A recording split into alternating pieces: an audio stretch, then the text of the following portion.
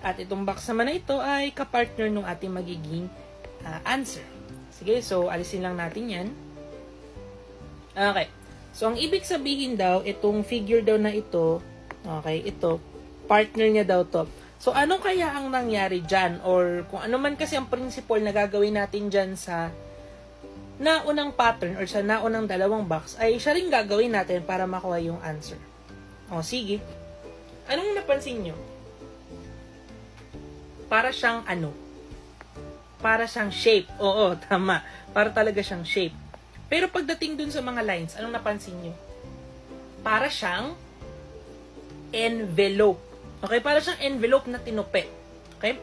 Tinupi yung kanyang mga flaps. Ewan ko kung flaps ba tawag doon or I think flaps nga. So, parang tinupi lang siya no papasok sa loob. Okay? So, sige. So, kung ayaw nyo ng ganung principle na tinupi yung flaps, pwede rin ganito, no? Sige, alisin natin itong shape na to or tong line na to. Yan, i-remove lang natin siya. Tapos, ipasok natin siya sa loob. So, ang itsura niya, okay? Ayan, nandyan na yung line. Pinasok natin sa loob. O, ganun din ang gawin natin sa isa. Tanggalin natin to. And then, ipasok natin siya sa loob. Ayan. Kaya siya, naging ganito. Ayan. Yan ang principle dyan. Okay? So, kung ano yung principle na ginamit natin, ganun lang din ang gawin natin sa ibaba na figure. Okay. So, dito sa ibabang figure, ang ginawa naman, so, ganun pa rin ipapasok natin na itong black na shape, ipinasok sa loob. Sige, pasok lang natin sa loob. So, tanggalin muna natin yung black sa gilid. Ayan, tinanggal na. Ayan. Tapos, ipasok lang natin sa loob.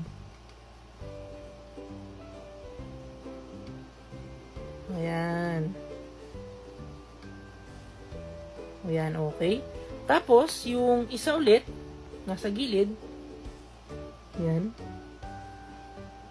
Tanggalin natin.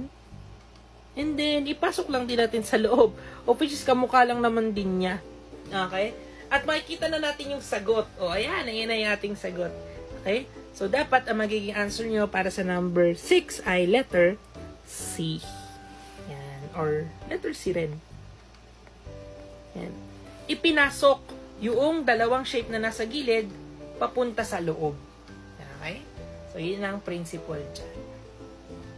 Okay. Number 6, letter C. Okay. Let's proceed.